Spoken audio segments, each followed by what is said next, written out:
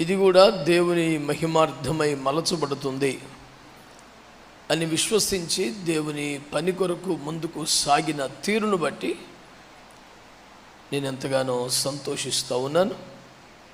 ఇతర దైవజనులందరికీ కూడా నా వందనాలు. చాలామంది దైవజనులు ఈ సభలో ఆయా చోట్ల ఉన్నారు. వారందరికీ ప్రత్యేకమైనటువంటి వందనాలు తెలియజేస్తున్నాను.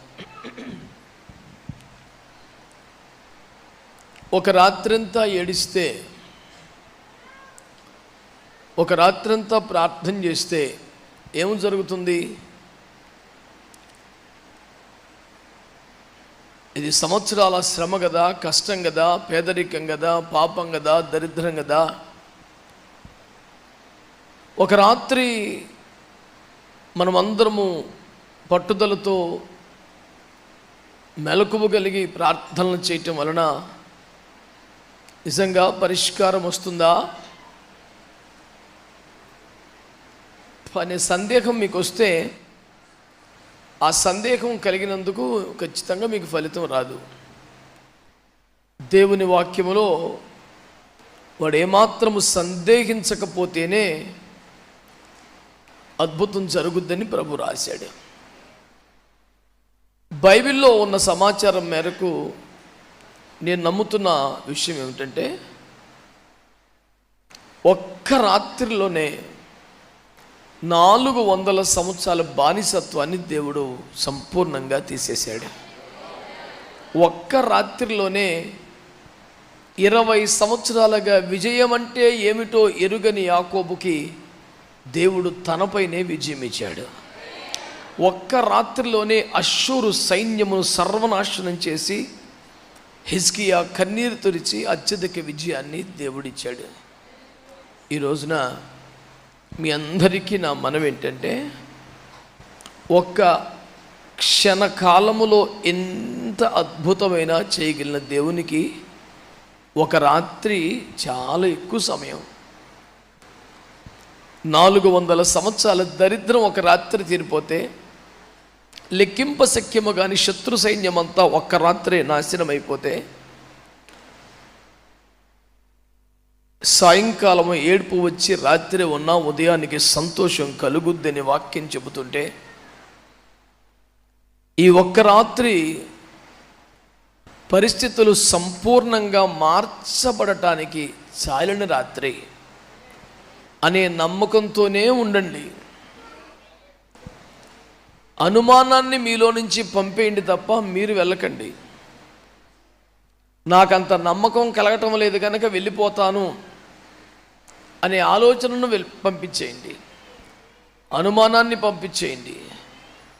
మంచిగా దేవుని సన్నిధిలో ఆసక్తి కలిగి ప్రతి మాటతో అవునంటూ ఆమేనంటూ ఏకీభవిస్తూ దేవుని కార్యాల్లో మీరు పాలివారవ్వాలని నేను ప్రభు పేరట మిమ్మల్ని కోరుతూ ఉన్నాను. ఈ రాత్రి కొద్దిసేపు దేవుని వాక్యాన్ని మనం ధ్యానం చేద్దాం. అందరూ కూడా పరిశుద్ధ గ్రంథాలు తెరిచి ఈనాటి ధ్యానం కొరకై కొన్ని సంగతులను మీ ముందుకు తెస్తున్నాను. శ్రద్ధగా వినమని నేను మనవి చేస్తూ ఉన్నాను. ఈనాటి మన ధ్యానం కొరకై పరిశుద్ధ గ్రంథమైన బైబిల్లో నుండి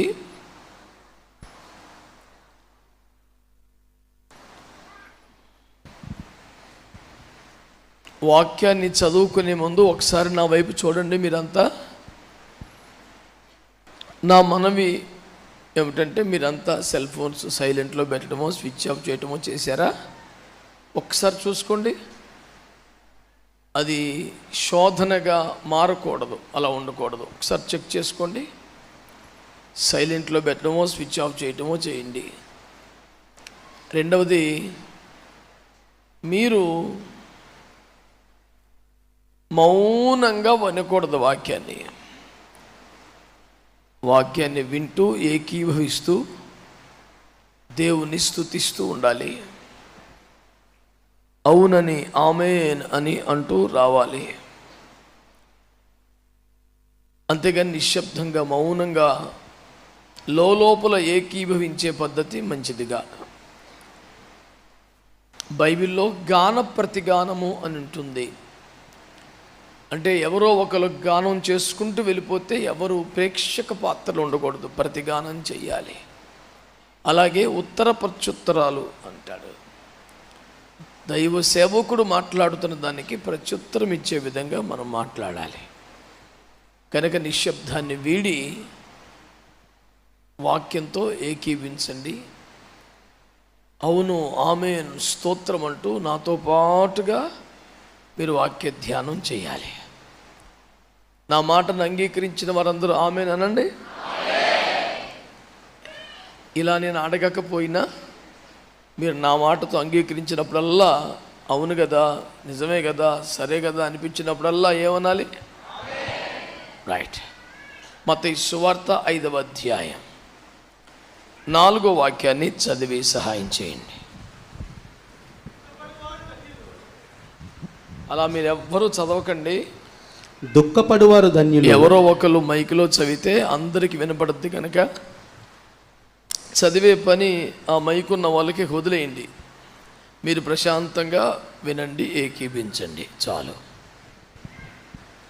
దుఃఖపడువారు ధన్యులు, వారు ఓదార్చబడుదురు.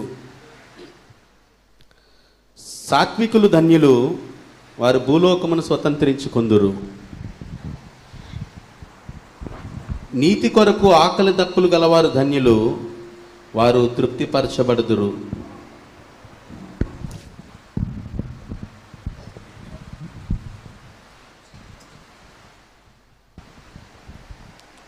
ప్రభు తన వాక్యం ద్వారా మనతో మాట్లాడునుగాక. ఆమేన్. అందరూ మంచిగా అన్నారా ఆమేన్ అని? హల్లెలూయా. నేను మాట్లాడుతున్న కొన్ని మాటలను శ్రద్ధగా మీరు వినాలని కోరుతున్నాను. అందరూ స్వరమెత్తి గట్టిగా ఒక స్తోత్రం చెప్తారా? ఈ సౌండ్ ఉదయం 5 వరకు మెయింటైన్ చేయగలరా? సంతోషంగా చిరునవ్వుతో చెప్పండి. మావాడు సభలో ముందుకి వెనకే కూడా ఒకే సౌండ్ ఇవ్వగలడు, కానీ ఇక్కడ అలా లేదు. ఎదరు ఒక రకం, వెనకాల ఒక రకం, బయట మరో రకంగా ఉండకూడదు కదా. అందరూ చక్కగా ఏకీవించి మంచిగా స్తోత్రం చెబుదాం. హల్లెలూయా. దేవుని బిడ్డలారా, దేవుని వాక్యాన్ని మీరు జాగ్రత్తగా ఆలకిస్తే ప్రభువు చెబుతున్న మాట ఏమిటంటే, దుఃఖపడేవారు ధన్యులు. ఏమన్నాడు? దుఃఖపడటం, బాధపడటం, ఏడవటం అనేది ఒక గొప్ప భాగ్యం అట. ఎవడైనా ఒప్పుకుంటాడా ఈ భూమి మీద? బాగా ఏడ్చువాడే బాగా అదృష్టవంతుడు, బాగా ఏడ్చేవాడే బాగా భాగ్యవంతుడు. ఎవడైనా ఒప్పుకుంటాడా భూమి మీద? ఏడ్చే పరిస్థితులు లేకపోతే ఎప్పుడు నవ్వుతూ తొలుతూ సరదాగా ఉంటే అది కదరా భాగ్యం అంటాడు ఎవడైనా. కానీ బైబిల్లో స్వయంగా ప్రభు యేసుక్రీస్తు వారు విశ్వవిఖ్యాత కొండమీది ప్రసంగంలో బాగా ఏడ్చేవాడే బాగా భాగ్యవంతుడు అన్నాడు. ప్రపంచం నివ్వెరపోయిన ఎన్నో తత్వాలు, ఫిలాసఫీస్ యేసు ప్రభు చెప్పాడు. అందుకని ద గ్రేటెస్ట్ ఫిలాసఫర్స్ ఎవడో? ప్రపంచంలో మేధావులందరూ ఒప్పుకునే దేవుడు లేడని గట్టిగా వాదించే సోక్రటీస్ లాంటి వారు, ప్లేటో లాంటి వాళ్ళు కూడా ఒప్పుకోక తప్పని పరిస్థితి. ఈ ప్రపంచం చూసిన గ్రేటెస్ట్ ఫిలాసఫర్స్లో యేసు ప్రభువే ప్రముఖుడిని వాళ్ళు చెప్పాల్సి వచ్చింది. దేవునికి స్తోత్రం కలుగునగాక. మీరు బాగా చదివేవారైతే, ధ్యానం చేసేవారైతే, రీసెర్చ్ చేసేవారైతే, ఒక PhD చేసి అంత వాక్యపు ఆకలి తపన కలిగిన వారైతే బైబిల్లో ఎన్నో ఉన్నాయి అలాంటి PhD కొరకు రీసెర్చ్ చేయాల్సినటువంటి స్టేట్మెంట్లు యేసు ప్రభు వారి. అందులో ఒకటి దుఃఖపడేవారే ధన్యులు అనేది. సాత్వికులు ధన్యులు, వారు భూలోకమును స్వతంత్రించుకొందురనే మాట మహాత్ముని గాంధీని ప్రభావితం చేస్తే వారు ఆ మాట ఆధారంగానే దేశానికి స్వాతంత్రం తీసుకొచ్చారని వారి స్వీయ జీవిత చరిత్రలో వారే చెప్పిన సత్యాన్ని ఎవడూ కాదనలేడు. బిడ్డలారా, ఈ రోజున కొన్ని గ్రేటెస్ట్ ఫిలాసఫీస్ మీకు చెప్తాను, మీరు రీసెర్చ్ చేసే ఓపిక ఉంటే. యేసు ప్రభు వారు చెప్పిన మాటల్లో ఒకటి, నీలోని వెలుగు చీకటి అయితే ఆ చీకటి ఎంతో గొప్పది అన్నాడు. ఏమన్నా దమ్మున్నవాడు రీసెర్చ్ చేయాలా? నీలోని వెలుగు చీకటి అయితే ఆ చీకటి ఎంతో గొప్పది అంటాడు. పౌలు గారి ద్వారా చెప్పిన ఒక మంచి తత్వం ఏమిటంటే, దృశ్యమైనవన్నీ అది దృశ్యమైనవన్నీ అనిత్యములు, అదృశ్యమైనవే నిత్యములు. ఇలాగ మేధావుల బుర్రలకు పదును పెట్టి పాదరసంలా పనిచేస్తే తప్ప ఓ పేజీ రాయడానికి కూడా మ్యాటర్ అవకాశం చిక్కని, బహు చిక్కని, ఎంతో చక్కని విషయములు బైబిల్లో ఎన్నో కలవు. అందులో ఒకటి ఈ రాత్రి మనము చర్చకు చేపట్టాం. బాగా దుఃఖపడేవాడే బాగా భాగ్యవంతుడు. స్తోత్రం చెప్పండి. ఆమేన్, హల్లెలూయా. ఏడుపు లేకుంటే, ఏడ్చే పరిస్థితి లేకపోతే, ఎప్పుడు ఆనందంగా సరదాగా సంతోషంగా ఉంటే అది కదరా జీవిత భాగ్యం అనుకుంటున్నారు. కానీ బాగా దుఃఖపడేవాడే బాగా ధన్యుడు అని యేసు ప్రభు వారు చెబుతున్నారు. ఏడవడం వల్ల, కన్నీరు కార్చడం వలన, రోదన చేయడం వలన, అంగలార్పు చేయటం వల్ల ఏమిటి ప్రయోజనం అనే ఒక అత్యవసర ప్రశ్నకు జవాబు రాబట్టాలి. ఈ రాత్రి మనము కలిసి దేవుని వాక్యమును ధ్యానించడం ద్వారా ప్రియులారా కొన్ని వాస్తవాలు మీ ముందు పెట్టే ప్రయత్నం చేస్తాను. దుఃఖపడువారు ధన్యులు అని యేసు చెప్పిన కొండ మీది ప్రసంగాన్ని మత్తయి రాశాడు, లూకా కూడా రాశాడు. లూకా కాస్త చదువున్నవాడు గనక, డాక్టర్ గారు గనక ప్రభు మాటల్ని బహుశ్రద్ధగా చెవియొగ్గి ఆ మాటకు ఒక విశేషణాన్ని కూడా గుర్తుపట్టి రాసుకున్నాడు. ఆ పదం మత్తయి మిస్ అయ్యాడు. లూకా నోట్ చేసినటువంటి యేసు నోటి మాట ఏమిటంటే, లూకా 6:21 చెప్తాడు, ఇప్పుడు దుఃఖపడువారు ధన్యులు అని. అనండి ఆ మాట అందరూ, అనండి గట్టిగా. ఎందుకు ఆ మాట చెప్పాడు? ఒక రోజు రాబోతుంది, అప్పుడు దుఃఖమే ఉంటుంది. ఎంత దుఃఖపడినా, ఎంత ఏడ్చినా, ఎంత ప్రలాపించినా ఇక దానివల్ల ప్రయోజనం ఉండదు. నీ ఏడుపు కూడా అంగీకరించబడని, నీ శోకము లెక్కలోకి తీసుకునబడని ఒక భయంకర దినము కాలము రాబోతుంది. అది చొరబడి నీ జీవితమందులో ఇరుక్కోకముందే ఇప్పుడు అనుకూల సమయం ఉండగానే ప్రలాపించగలిగితే, అంగలార్పు చేయగలిగితే, రోదన చేయగలిగితే దేవుని విస్తారమైన కృపను పొందగలుగుతావని యేసుక్రీస్తు ప్రభు వారు మాట్లాడారు. ఇప్పుడు దుఃఖపడితేనే, ఇప్పుడు ఏడుస్తేనే, ఇప్పుడు మోకాల మీదకి వస్తేనే, ఇప్పుడు ప్రలాపిస్తేనే ఒక సమయం వస్తుంది, అప్పుడు ఏడ్చినా ఉపయోగం ఉండదు. చేజేతుల దేవుడిచ్చిన కృపను పోగొట్టుకున్న తర్వాత, చేజేతుల కాల రాసుకున్న తర్వాత, చేజేతులు అమ్మేసుకున్న తర్వాత, వదిలేసుకున్న తర్వాత, భ్రష్టుడు వ్యభిచారిని దేవుని చేత అనిపించుకున్న ఏశావు మళ్ళీ దానికోసం కన్నీళ్లతో వెతికిన మారు మనసు పొందన అవకాశం అనుగ్రహించబడక విసర్జింపబడ్డాడు అని వాక్యం చెబుతుంది.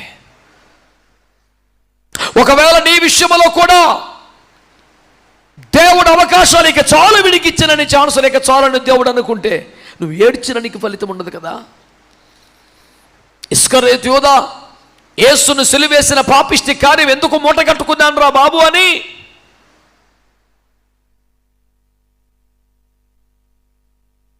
బాగా పశ్చాత్తాపడ్డాడు. కానీ ఆ పశ్చాత్తాపం వల్ల ఎలాంటి ఉపయోగం లేదు. ధనవంతుడు పాతాళంలోకి వెళ్ళి భయంకరంగా ఏడుస్తున్నాడు. ఆ ఏడుపు వల్ల ఎలాంటి ఉపయోగం లేదు.